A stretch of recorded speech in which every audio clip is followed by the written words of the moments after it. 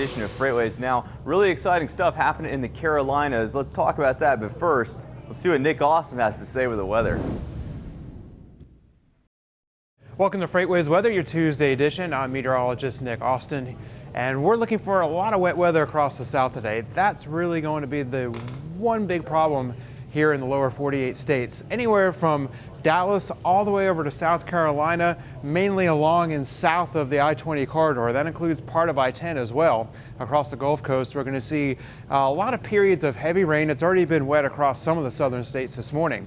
But through the rest of the afternoon and even into tonight, several periods of heavy rain, really torrential downpours at times. And it's just going to make it tough for drivers out there. It's going to be blinding rains at times, and it could cause flash flooding, possibly some roadblocks. Right now, the Weather Service only has flash flood watches from southeast of Missouri down into Louisiana and then across central Mississippi, including Jackson, over to the Alabama line.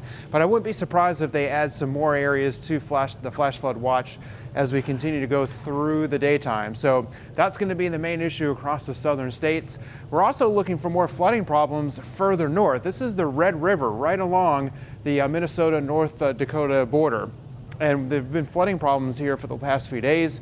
The big historic snowstorm from last week, well, they've been seeing snow melt and runoff from that storm since it's left the region, and that's been causing some flooding for many spots along the Red River, moderate to even major flooding in some locations. There are going to be some more rain showers coming to that part of the country too later today and possibly tonight. So that's just going to make that problem worse. Those folks will have to watch out. The river will probably crest tomorrow, and then as we head into the weekend, the water levels should start to go down. Last, we're going to talk about Tropical Depression 15, which is off the west coast of Africa. This is not expected to be a major storm. It could get a little stronger today. Winds right now are only about 35 miles per hour. They might get to 40 or 45, but it could become a named storm for just a short period of time. Then it'll probably get weaker. Just don't really have the ingredients, as we say, for this storm to get really strong as it moves out in the Atlantic. But we'll keep tabs on it anyway. So right now, maybe just minor delays as far as ocean cargo. That's a look at your weather for your Tuesday. Be sure to subscribe to our YouTube channel. Have a great day and be careful out there.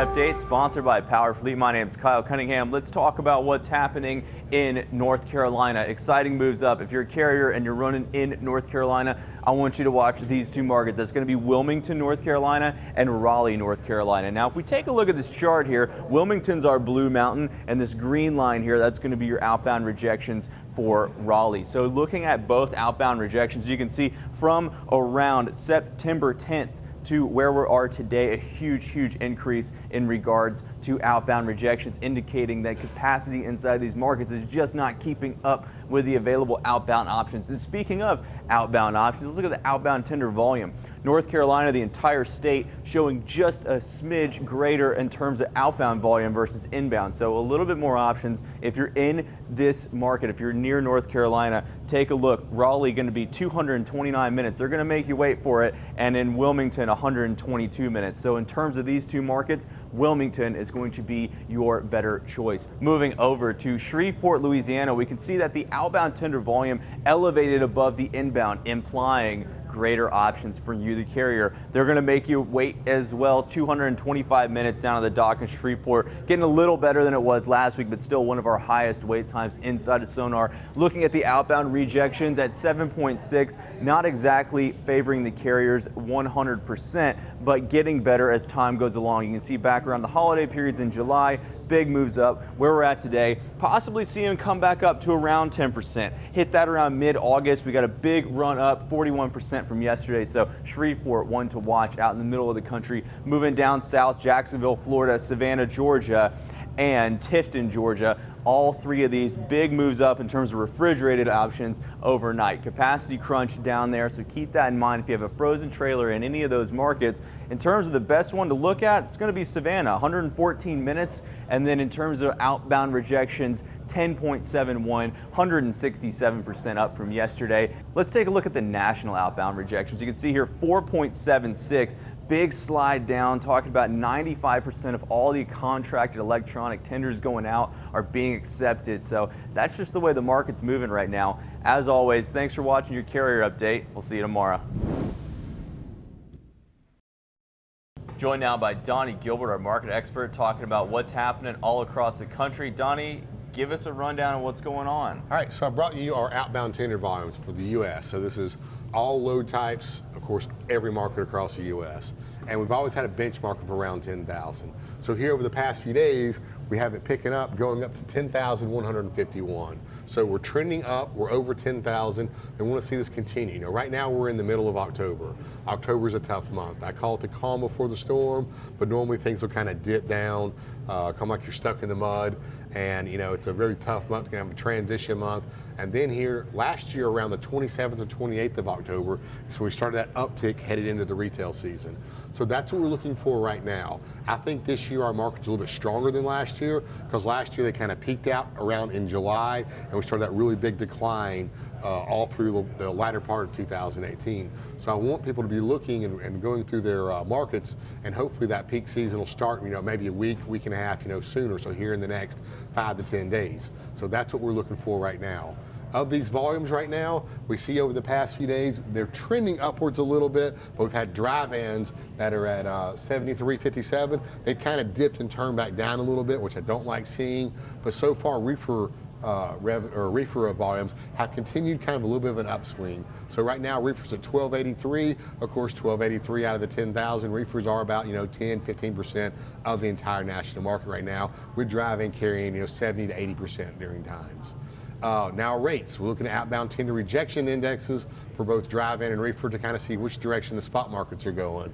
This is not a good trend. Here since the beginning of October, we kind of peaked for the end of the month of September, end of month, end of quarter, and since then, all of them have been on a really big decline. They've dropped several percentage points. So here we see rates are trending down. Right now, dry vans are at 3.94%. That's kind of averaging right around contract, maybe even getting below some contracted rates. Reefers are still stronger. They've dropped from 17.5%, dropping down to 15.21%. Now, the problem with the reefer markets right now is we have a lot of hot spots that are keeping the reefer markets, the averages up. We have the Pacific Northwest with their hops and potatoes. We have the areas in between Arkansas and Iowa that's moving all the poultry. And then we have a lot of other markets that are not so strong. So these hot spots are actually keeping this average a little bit elevated when you got reefer markets in the Northeast and some in the Southeast that are actually really struggling. Now, my market for today, I've chosen Columbia, South Carolina. We had it starting out, we had actually had our tender rejection rates actually picking up in Columbia, South Carolina for reefer. And a lot of the reason these were picking up was because your outbound tender volumes for reefer kind of stayed flat and the inbounds dropped down. So that started the spike going up. Now they started to pick back up, and then you see this curve as they're starting to come back down. Now, reefer tender rejection rates in Columbia right now are still at 16.36%. That's a very elevated rate right now, but they are trending downwards. So if I was a broker, I'd be jumping into this market. I'd be booking as much outbound reefer as I could right now, hoping to catch it at the higher rate, and these rates will probably continue on down. So later on, you'll find capacity maybe Thursday and Friday at a lot cheaper rate, and hopefully you lock yourself in for a rate of today. Look for loads that are going to larger markets. You want to send these trucks to the Midwest, Memphis. Atlanta's okay, but you want to, if you can, get them out of the Southeast, and those will be the loads that carriers want to run. Donny, thanks so much. Fantastic perspective. As always, if you're watching on YouTube, make sure you hit that like and subscribe button. Be sure to follow us on Facebook, LinkedIn, and Twitter. Lots of crazy stuff happening in the Carolinas. Only going to find this information on FreightWaves Now, and we will see you tomorrow.